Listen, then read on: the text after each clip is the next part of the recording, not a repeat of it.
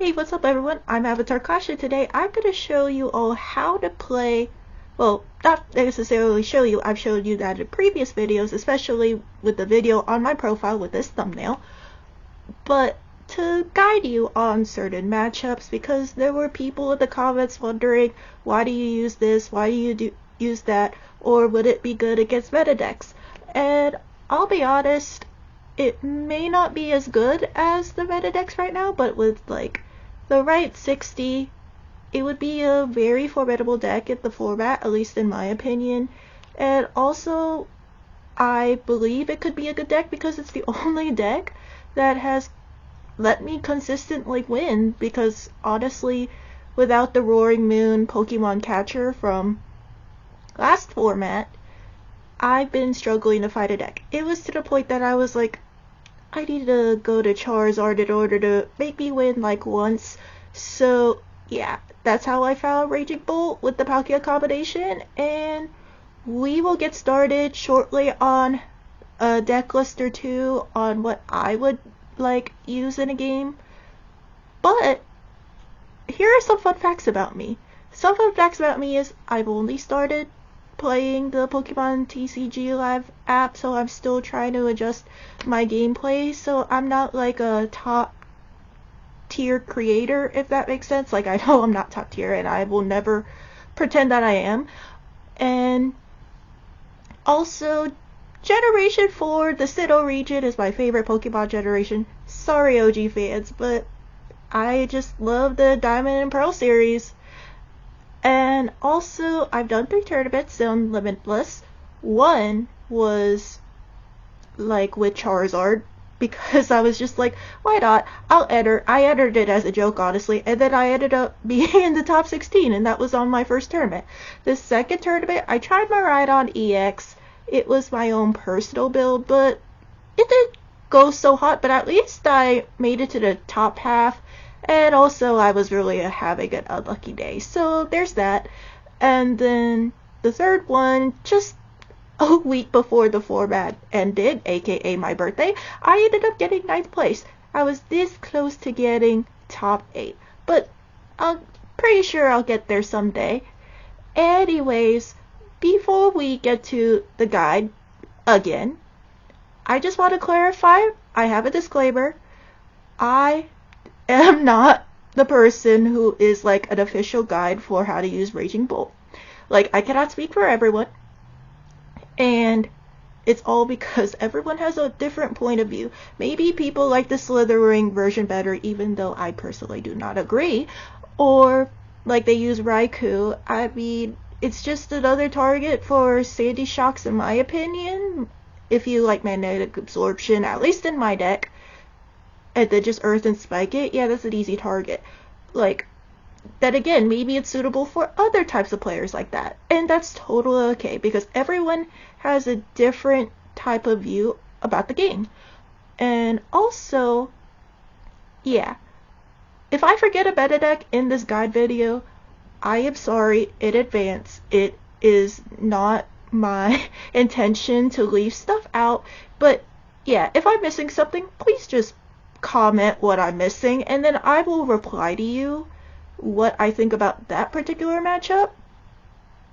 Anyways, let's go to the deck list that I personally created. So the first deck list you see here, it's my basic deck list that I used in my previous video about Raging Bolt.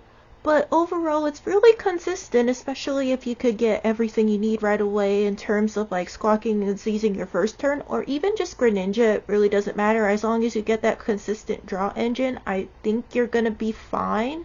In my opinion, you just gotta Sada's Vitality first if you go turn 2, you know, so you could accelerate to the Raging Bolt and all that. So basically, with energy acceleration, always try to have 2 ancient Pokemon on the bench.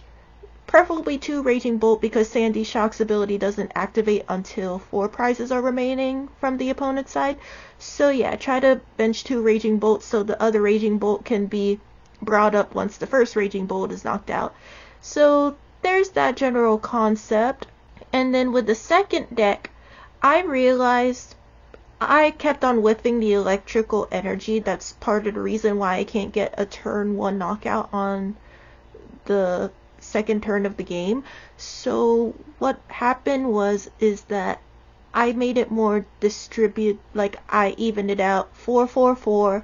So I basically sacrificed energy in order to get other things like hand trimmer, or even the, what's it called, I'm blanking, the extra tool, the vitality band, because another reason why I can't take that turn 1 knockout is because a lot of the EXs I've noticed had like 220 HP versus the 210 you could get if your turn 1 absolutely is on point.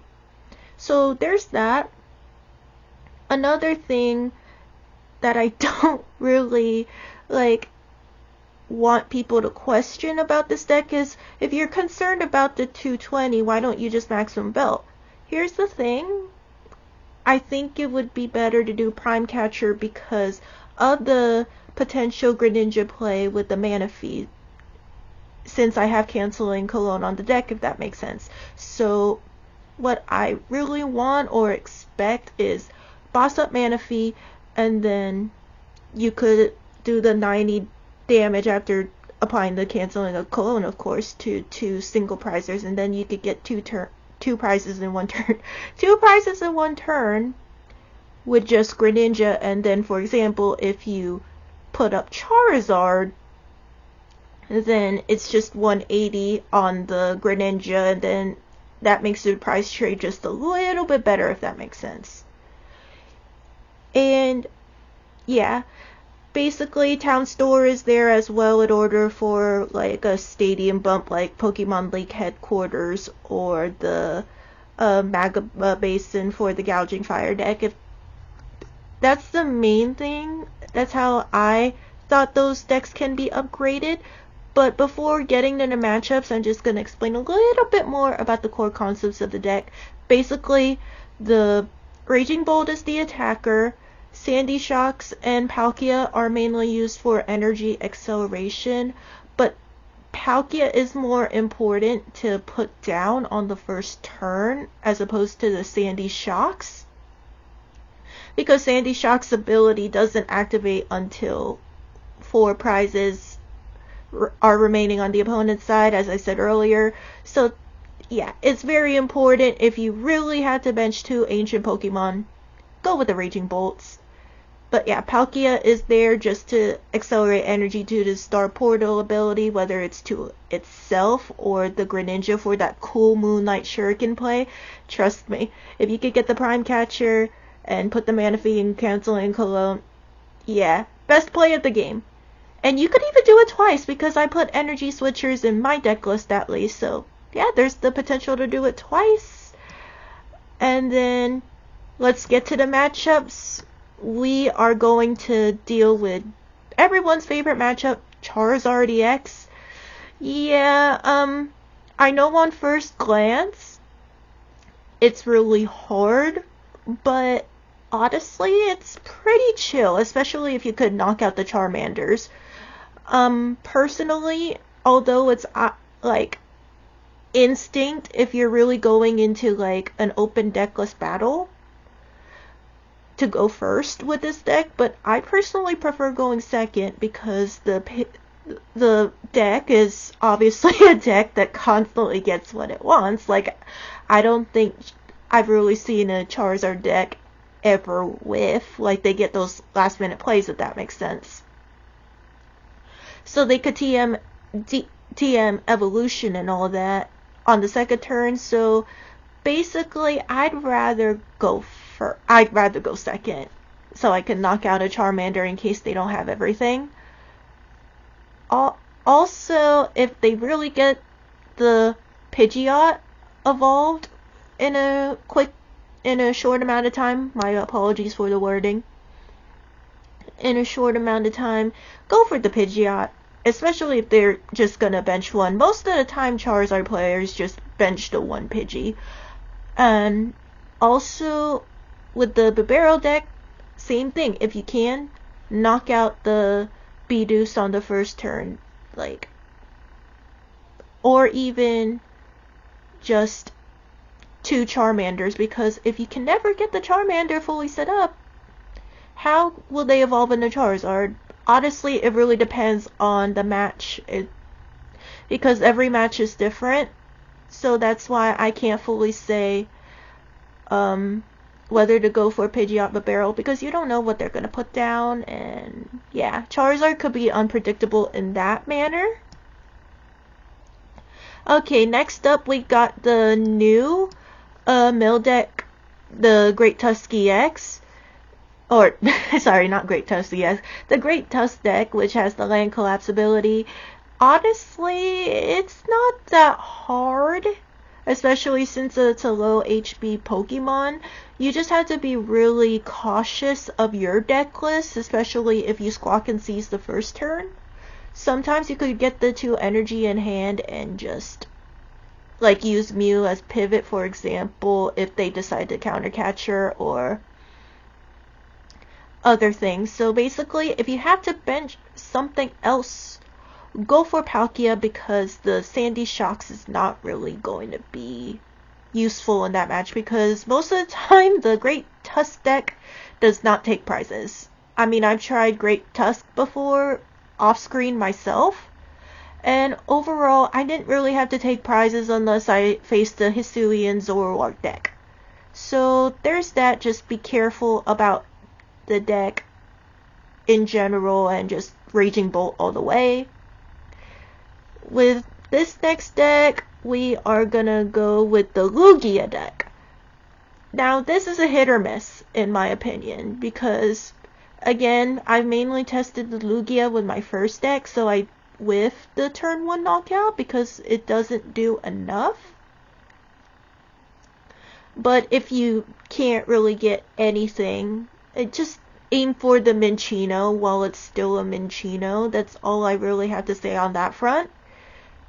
And honestly, I don't think I faced the Lugia deck that has a Manaphy, so I don't think there's much to worry about in that front. But same as Charizard, if you really have if they really have a Manaphy on the bench, just Prime Catcher it, boss it, Canceling Cologne, bye-bye Mincinos. So yeah, just do all that. I'm not really concerned about the Archeops, just let them propel the energy, but overall, this isn't a bad matchup as long as you don't, like, miss, if that makes sense. So, we're moving on from the Lugia deck to everyone's favorite deck besides Charizard, the Stall Control decks. So, Snorlax is obviously the main stall deck, and with this, I really don't know like whether it's preferable to go first or second. I personally think it's better to go second because of the potential Misfortune Sisters.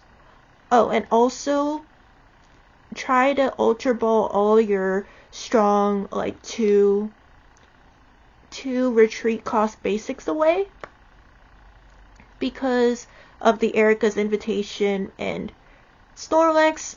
If it plays with the Rotom, they love to instant charge. They really do. So use your hand trimmer for this matchup. Like, it's really a lifesaver. I noticed they do play Mimikyu as well. So same thing as Manaphy, boss or Prime Catcher Mimikyu, then just Canceling Cologne, and then that'll be fine. And if they do Pidgeot, just aim for the Pidgeot, because they can't really search for the card they need if Pidgeot is knocked out. So there's that. And now we're moving on to the Ancient Box deck. So with the Ancient Box deck, it's kind of also a hit or miss. It really depends on how good they draw. Again, go second with this, because if they can't get their board state set up, like for example, you knock out the Roaring Moon in the active spot, then just you do 2 energy 140 and then it will be fine. And with Roaring Moon, if they decide to Frenzy Gouging, for example, the Raging Bolt, then you could just use the Palkia to Greninja. I've done that before, it's pretty fun. But the point is that it's really depending on the player, on how they have their board state set up. So there's that. And then with the Lost Zone decks, same concept as the Snorlax stall deck. Go second. Well, I guess it really is a hit or miss. Go first or second. It really is conflicting because either way it's Lost Zone. They're gonna somehow gain like 4 or 5 in the Lost Zone on like their first turn. So it's really just a matter of if you're lucky or not. And I've been emphasizing this point with the Charizard EX deck and the stall deck with the Mimikyu. Just do the same thing with their Manaphy. It's really fun.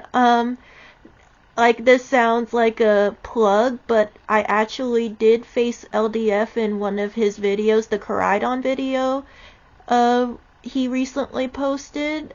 It was spoilers, I lost, but at least I got the cool Greninja play, so there's that. So just try to make sure to not whiff energy with this matchup, because you never know if they're gonna do like the Giratina VSTAR or just Sablezard. So just be prepared for anything with Lost Zone is all I'm trying to say. And then we got Future Hands.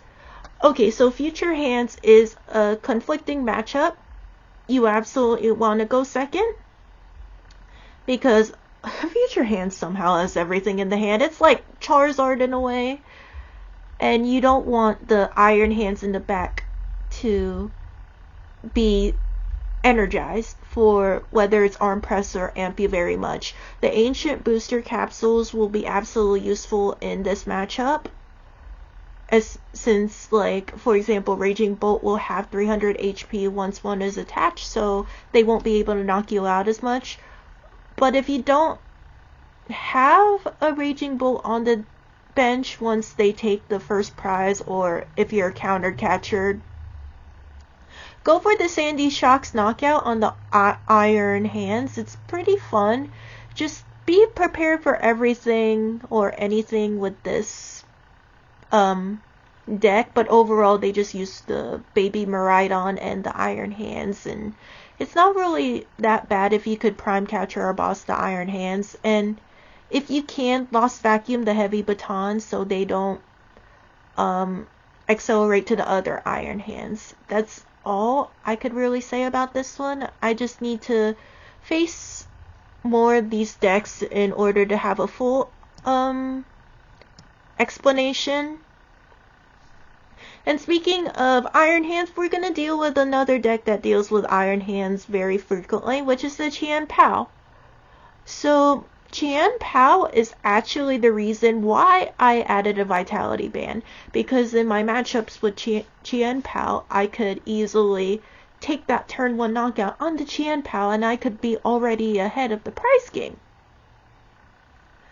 But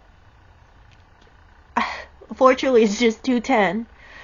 And you know how it goes, like, they put down two Frigid Backs and one's gonna be a Excalibur, so there's nothing you can really do about that. But if somehow they don't,